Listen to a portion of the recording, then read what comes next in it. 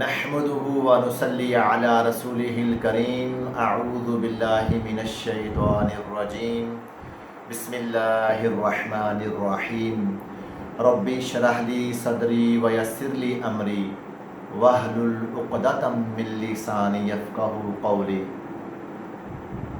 ہم عرب نیشنز کے اوپر بات کر رہے تھے۔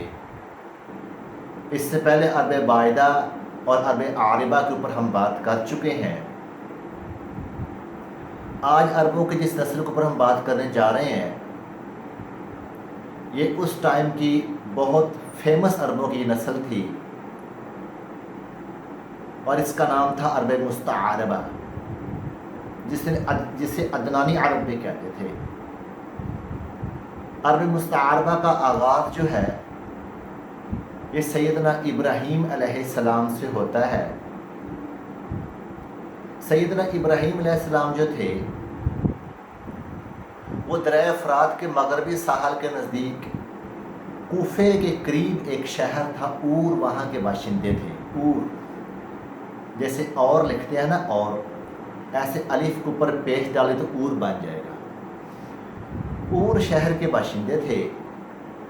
وہاں سے انہوں نے خاران کی طرف سفر کیا۔ پھر خاران میں سے کچھ عرصے کے بعد وہ فلسطین چلے گئے، اور فلسطین میں جا کر وہ باقاعدہ قیام پذیر ہوئے، اور وہیں سے انہوں نے پیغمبرانہ سرگرمیوں کا آغاز کیا۔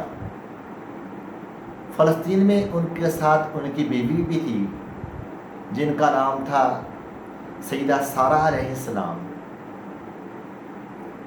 سیدنا ابراہیم علیہ السلام جو تھے وہ شہر کے اندرون میں بھی لوگوں کو تبلیغ کرتے، اللہ کی طرف بلاتے، اللہ رب العزت کی ذات کا تعارف کرواتے، اور شہر کے جو بیرون کے علاقے تھے ان میں بھی جاتے اور وہاں پر جا کر لوگوں کو تبلیغ کرتے۔ تو ایک دن دونوں میاں بیوی نے ایجپٹ کی طرف سفر کیا، مصر کی جانب۔ تو اس وقت مصر کے اندر جو بادشاہ تھا اس کا نام فرعون تھا۔ یہ وہ فرعون نہیں تھا جو موسیٰ علیہ السلام کے زمانے میں تھا۔ علماء فرماتے ہیں کہ اس زمانے میں جو کوئی بھی ظالم بادشاہ ہوتا تھا وہ اپنے آپ کو فرعون ہی کہلواتا تھا، وہ کہتا تھا کہ میں فرعون ہی ہوں۔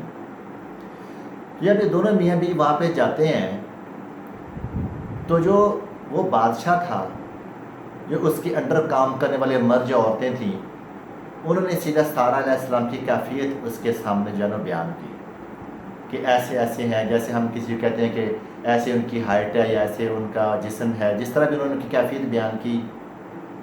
یہ صحیح بخاری شریف کے اندر تفصیل کے ساتھ یہ واقعہ موجود ہے۔ تو بادشاہ نے کیا کیا کہ شیطان نے اس کے اندر وہ چیز پیدا کی کہ سیدھا سارہ علیہ السلام کو اپنے پاس بلاؤ بدکاری کی نیت سے۔ تو اس نے کیا کیا، سیدھا سارہ علیہ السلام کو اپنے پاس بلایا، لیکن اس کی نیت ان کے لیے ٹھیک نہیں تھی۔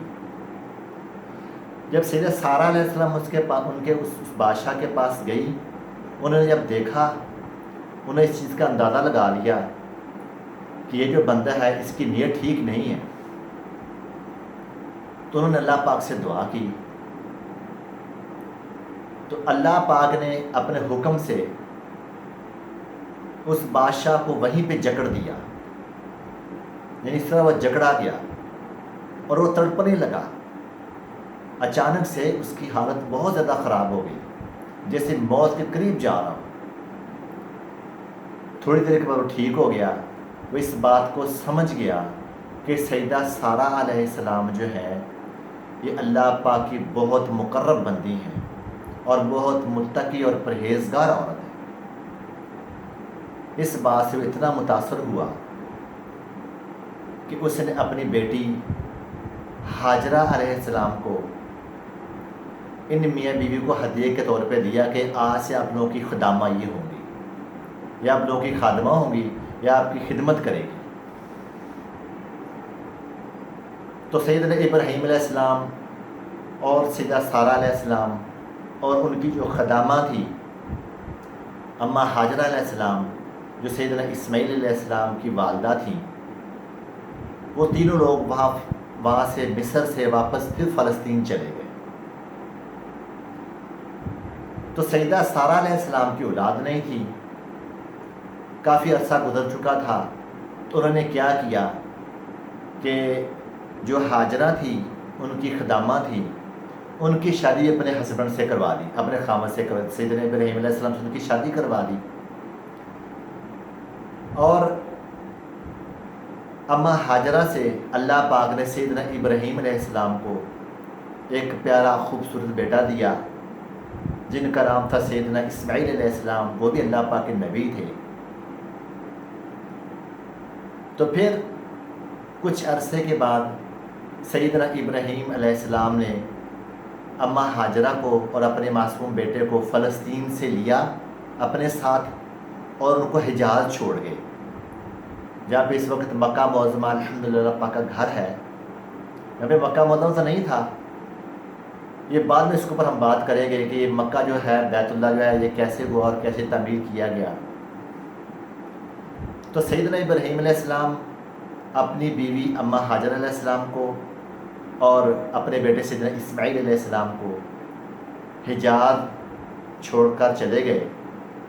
انہوں نے ان کو کیوں چھوڑا تھا، کیا وجہ تھی، اس کے اوپر ہم نیکسٹ لیکچر میں بات کریں گے انشاءاللہ، کہ سیدنا ابراہیم علیہ السلام وہاں سے آئے اور پھر یہاں پہ اپنی بیوی کو چھوڑا، اور وہاں کے اس وقت حجاز کا جو تھا وہ ماحول کس طرح کا تھا اور وہ کیا محسوس کر رہی تھیں، اور انہوں نے جب سیدنا ابراہیم علیہ السلام کو چھوڑ کے واپس جانے لگے تو انہوں نے سیدنا ابراہیم علیہ السلام کو کیا سوال کیا، اور سیدنا ابراہیم علیہ السلام نے آگے سے ان کو کیا جواب دیا، اس کے اوپر ہم نیکسٹ لیکچر میں بات کریں گے انشاءاللہ تعالی۔